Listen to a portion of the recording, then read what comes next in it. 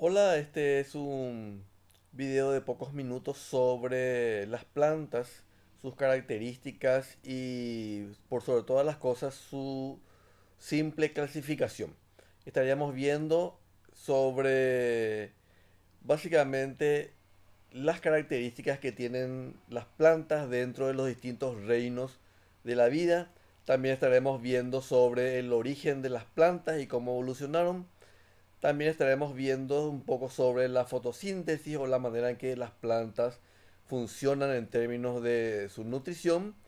También veremos sobre la reproducción de las plantas muy brevemente. Y terminaremos con la manera en que las plantas se clasifican. Bien,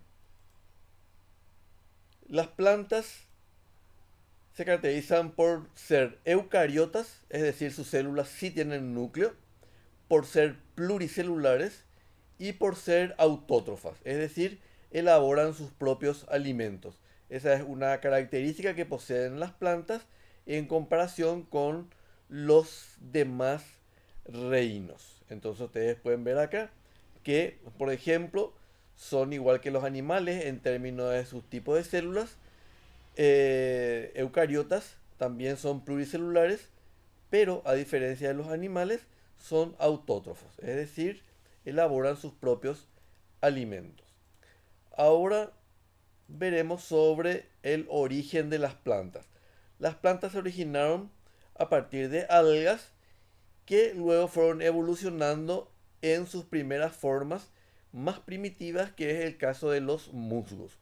Los musgos se caracterizan por ser plantas no vasculares, es decir, no tienen un sistema de tallos y de raíces como las demás plantas. A medida que iba pasando los millones de años, aparecieron las plantas con un sistema vascular, es decir, con raíces, con tallo, que conducían líquidos desde un extremo al otro de las plantas.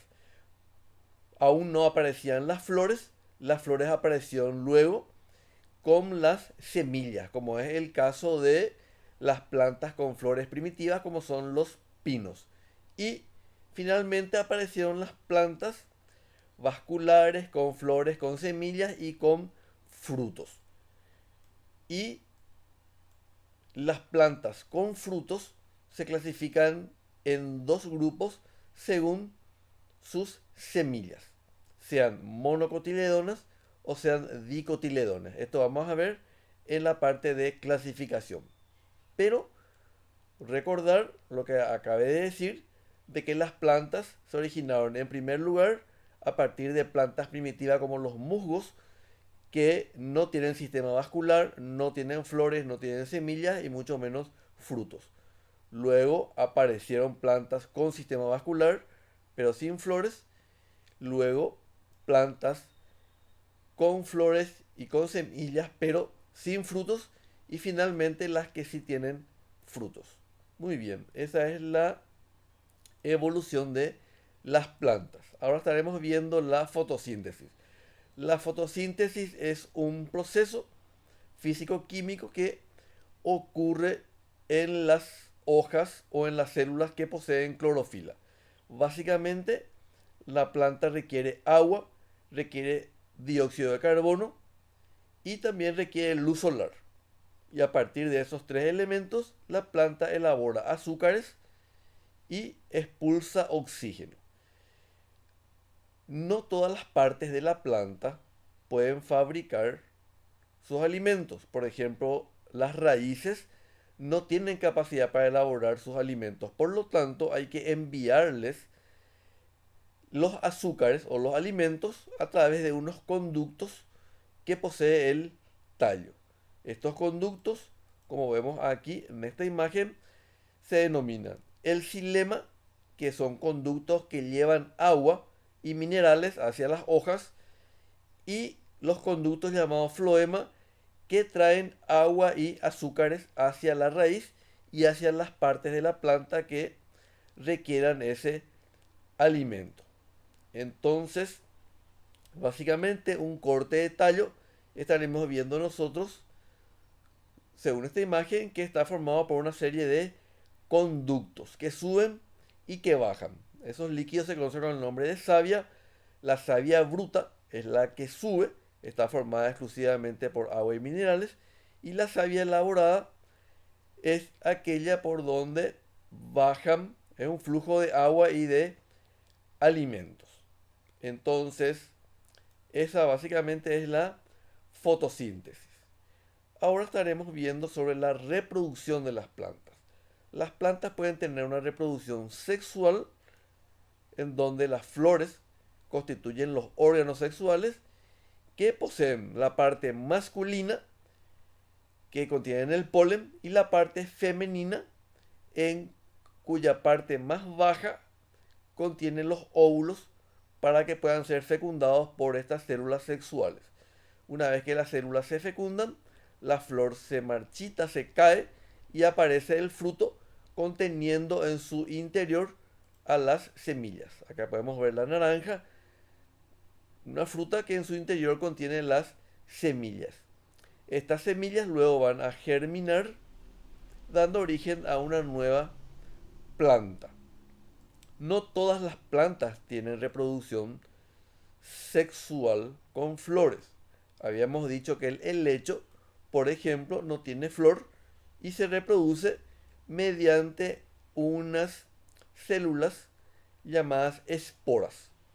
Entonces las plantas pueden tener reproducción asexual, como los helechos, como una reproducción sexual, que es el caso de las plantas con flores. Muy bien. Finalmente, tenemos la manera en que se clasifican las plantas. Las plantas se clasifican en dos grandes grupos.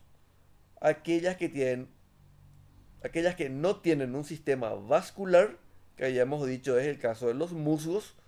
Acá podemos ver en el tejado húmedo, creciendo este tipo de plantas muy primitivas que no tienen tallo, no tienen raíces, es decir, no tienen un sistema vascular.